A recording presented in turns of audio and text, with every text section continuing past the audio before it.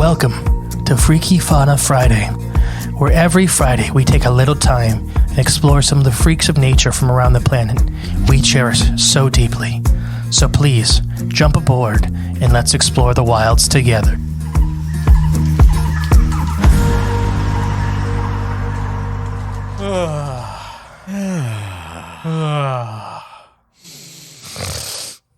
That was not on purpose. I am the great and peaceful mystery. And I'm Jay.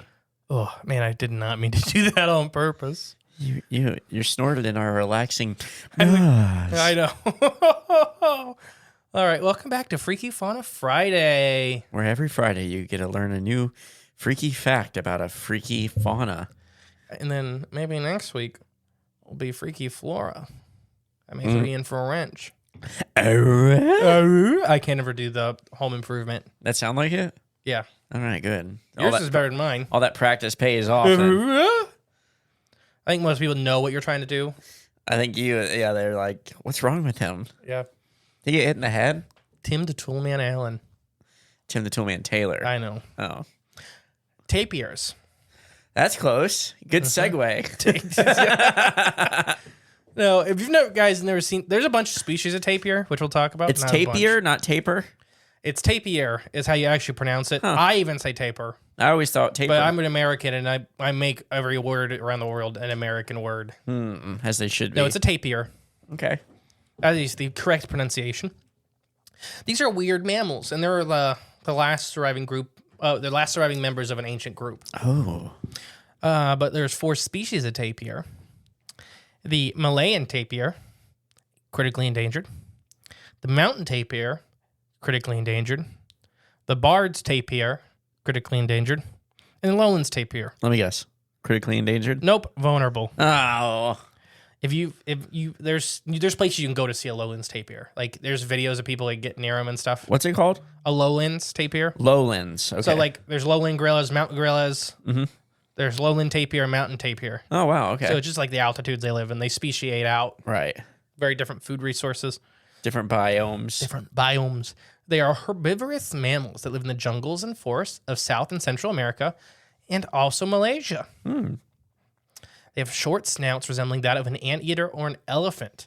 They're enabled to grab branches and leaves to pull them into their mouth. So it's not quite as flexible as an elephant's trunk. Right. But it's still a pretty flexible trunk. If you can grab branches and pull them in, yeah. They can weigh hundreds of pounds. The tapir is the largest land mammal in South America. Ooh, I did not know that. They get big, and I think people don't realize how big they get. Like, I didn't know it was the largest land mammal in South America. Mm-hmm. Wow. There's not a lot of competition, though, when you think about it.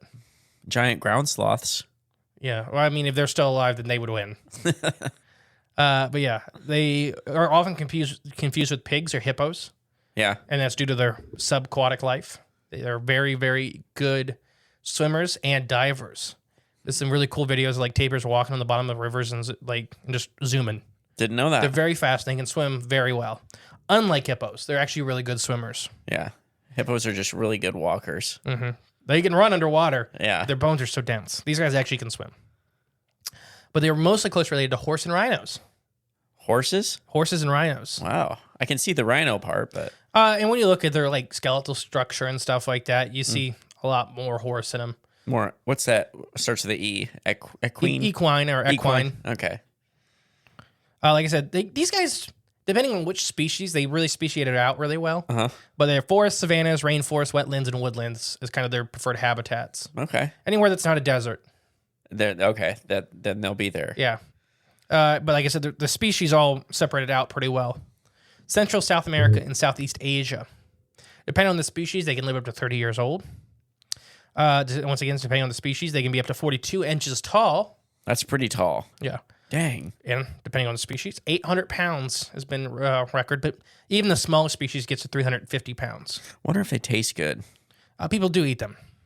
I wonder why they're all critically endangered. Depending on what species, there's all kinds. There's like the black and white tapirs, but there's also some brown ones. There's all kinds of crazy colors. Their babies are brown with white polka dots and stripes. Oh wow! And they're really cool looking. Do they go away though when they grow up? They completely change color. Oh, Leaves, fruits, aquatic plants, and seeds are what they specialize in most. Just because they're a herbivore, do not think they are harmless.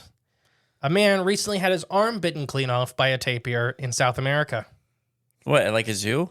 No, they're wild tapirs. Okay. But there's a couple roads you can go to in South America where like they feed them and stuff like that, and they come out to the road. Oh, nice. So you fed him his arm. Well, he was maybe harassing the tapir. Oh, so he earned it. Like there's people in Yellowstone that get way too close to bison Yeah.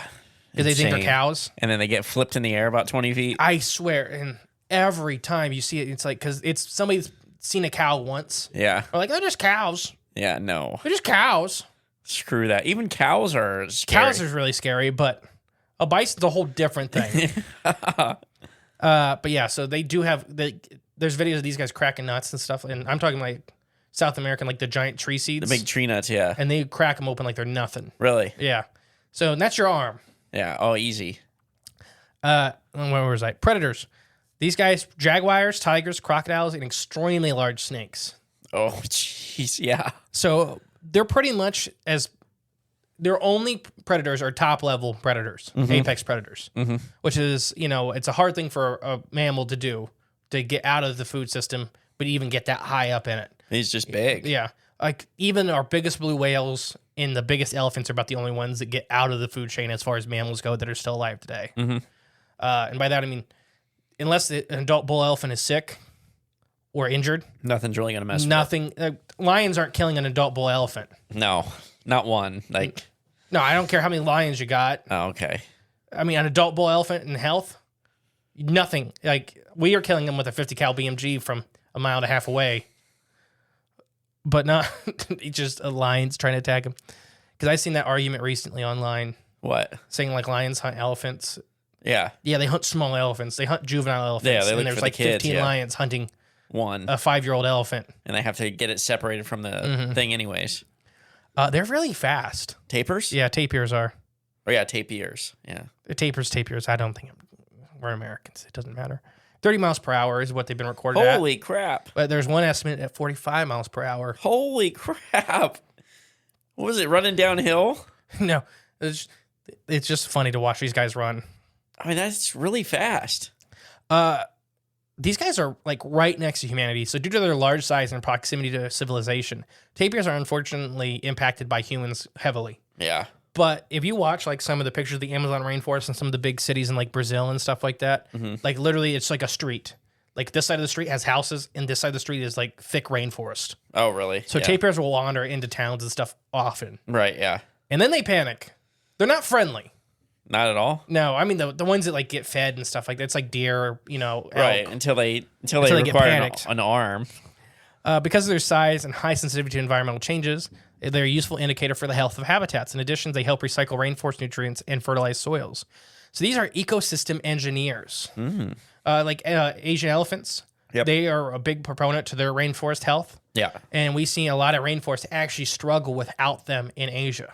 And it's mostly because they're opening up the jungle floor. They're helping turn over soil, fertilize, because rainforest soil is often extremely poor nutrient. Yeah. So these guys are doing that in South America. That's good. Everyone plays a role in the ecosystem. So you ready for the fun facts? I was born ready. Okay. Their noses are multifunctional. Similar to that, trunks of elephants, their snouts are flexible. They can carry out many daily tasks. In addition to grasping at hard-to-reach leaves and fruits, they can also be used as a snorkel when they're diving. Ooh. It's also extremely sensitive to detect forest odors. Oh, cool. Okay. So they have a really, really great sense of smell. There's a couple videos of like tapirs, fully in muddy water. You cannot see this tapir. And you just see this nose pop up for a second. Yeah. Go back down. That's crazy. And you're like, there's an 800-pound tapir in the water right there. Yeah. And you would have no idea. That would be freaky. Second fact, they're extremely great swimmers, unlike hippos. These guys, we're still researching a lot of these tapirs because, they're kind of rare and they're shy. There's the ones you can feed and stuff like that. But as far as natural habitat behaviors, Yeah. They're going to avoid you. yeah. And the rainforest is notoriously hard to study. And you think for an 800-pound animal, they'd be easy to find. But like I said, there's ladies that research Asian forest elephants and see them a handful of times in a decade. Right. Exactly. And they're elephants. Same with the lady with the big cat tracker. So these are a lot smaller than elephants. And the Amazon is a lot thicker than the Asian rainforest. Oh, big time. Yeah. But yeah, so they're really, really great swimmers. Their front and back feet are not the same. Oh, okay. That's pretty different. There are 4 toes on the front feet of tapirs and 3 toes on the back. That's interesting. These toes are hoofed and help to wade through muddy waters and grounds. How often is that in nature? Not very. Yeah, I was going to say.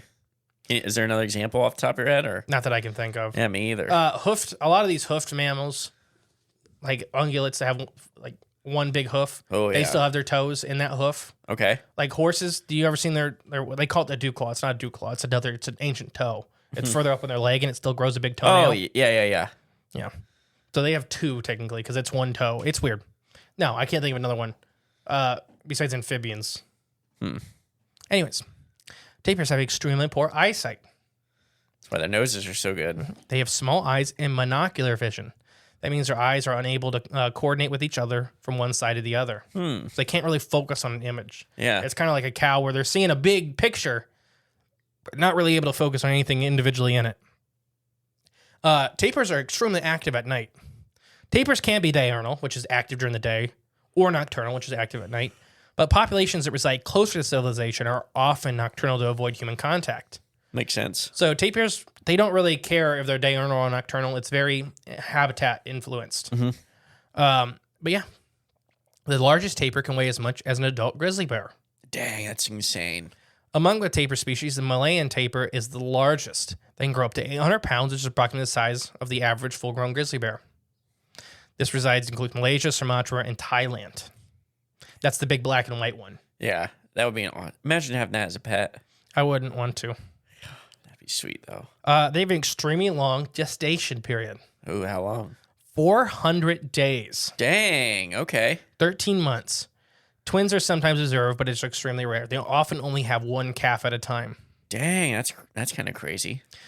They are extremely vocal animals. Oh. Another freaky fact. I never heard of. They have all kinds of crazy different vocalizations to communicate with each other. Can't say I've ever heard one. It's weird. Yeah. Like anything else in the rainforest. Like for Emily the other night, I was playing an animal. I do this all the time. Play her a sound and be like, can you guess what this animal is? She rarely gets them because they're really weird. Right, yeah. I played the kiwi the other day. Kiwis sound like big cats. Really? If you heard a kiwi next to you, you'd probably be like, I'm about to die. And it's a bird the size of a football. All tapir calves have the exact same markings. And by this, I don't mean the exact same pattern. I mean, all tapir calves from all 4 species are brown with white stripes and spots. Wow. There's got to be some kind of connection there. Then. They're very genetically closely related, even though they're on different continents. Right, yeah. And they look like a little Pokemon. They do. They are. Drowsy's based off of tapir. Makes sense, yeah. That makes a lot of sense. Specifically, the Malaysian tapir babies. It just made me laugh because Pokemon. Calves are remarkably quick learners. So they learn from their parents, and they can reach adult size in little as a year and a half. So they have to learn the skills to survive very quickly. So even though mom has an extremely long gestation period, the calves get big fast. I was going to say, it takes them just as long to turn to adult as it does to develop. Yeah. And this could be due to the nutrients in the soil being very poor and all kinds of stuff. After a couple hours of birth, they're capable of standing on their own. They can also swim almost immediately after birth as well. That's kind of cool. Natural instincts. They may be extremely more sociable than we first thought. So there's some new research. In the past, tapirs were thought to be solitary animals and only were together to mate. But recent studies, tapirs have been found foraging for food in small groups, suggesting they have social tendencies that we're not fully aware of yet. Like I said, this is an extremely hard animal to research. Right. They sometimes defecate into water. Like guinea pigs. Basically, tapirs are witnessed to go poop in water on purpose so that predators can't find them. Like they've been witnessed to run over the water, poop, and then run back out. Interesting. And that's what they think is it's for that purpose. So the areas aren't stinking of their smell to attract like the big cats and stuff like that. Okay. So they're hiding their poo in the water. And that's like what cats. I mean, we do that for different reasons. But cats bury their poo, so other predators don't detect them. Right, yeah. Tapirs have been called gardeners of the forest, like we mentioned earlier, where they are definitely ecosystem engineers. Well, yeah, they're fertilizing the water. It's more with the upturning of soil and clearing out the forest. And they see rainforest struggle without these guys in South America specifically. Like I said, some are hunted for their meat. In Costa Rica, the common practice is to hunt tapir for their hides, but their hides are thick and durable. Tapir meat is high in fat, is often smoked, cooked in stews, or incorporated into porridges because of its tough, gamey taste. Ooh. Does not look like an animal that would taste good. Maybe I bet the snout would taste good. I doubt it. Come on. Tapirs are a part of an ancient lineage of mammals. So I suggest that evolutionary tapirs have not changed for millions of years. They have evolved during the Eocene period, which lasted between 56 million years ago to 34 million years ago. So these guys pretty much came right after dinosaurs. They've been here since. And they've been here since. So they're like taxodons, were ancient tapirs of South America when it was still a prairie. Okay. And they were humongous. And they went extinct when the rainforest and the prairie started disappearing because they were just too big for rainforest life. Gotcha. They were fast runners. They were more like rhinos. They're more for the plains. Yeah. Man, so when we get our compound, we need to get a couple tapirs and throw them in the woods and have them just throw them in the woods. Nutrify the soil. And take a tropical animal to the UP of Michigan. That'd be fine. We'll get a Highlands tapir. Yeah. Was that even one of them? No, it was a mountain tapir. That's mountain it. Tapir. That's what we need. You get one of them guys. It's a genius plan. Imagine just get an Asian elephant. Oh, they're a little scarier. I think they're not. Oh, well, then we'll do that then. I think Asian elephants are a lot easier to and work a giraffe. with. Because there's a reason that, not domesticated, but a lot of Asian elephants are employed for work. Yeah, exactly. And nobody's using a tapir to pull a plow for a reason. True, yeah. Okay, multifunction. We still need a giraffe, though. His multifunctional be, he looks cool and he's a good lookout. Just put the radio dish on his head. There we go, see? And yeah. Move the giraffe. It might be a genius idea. Oh my gosh. Any questions about tapirs? No, they're pretty cool. Yeah, and like I said, there's 4 species. They're each unique, but very similar. The baby thing, it was always kind of a cool fact for me that if you mixed a whole bunch of the babies from all 4 species together, you probably couldn't tell them apart. Yeah, that's pretty neat. And, it makes sense for like the 3 South American, Central American species, but the one from Malaysia is pretty unique. And still does. Yeah, it's crazy. And it's smart because they fall in kind of that same thing that a lot of crocodilians fall into is they hit a really good body plan and they just didn't change. If it works, it works. If it ain't broke, don't fix it. Yeah, there's no evolutionary pressure to cause them to change. And there was a bunch of species of tapir. The 4 smallest are the ones that survived. Mm-hmm.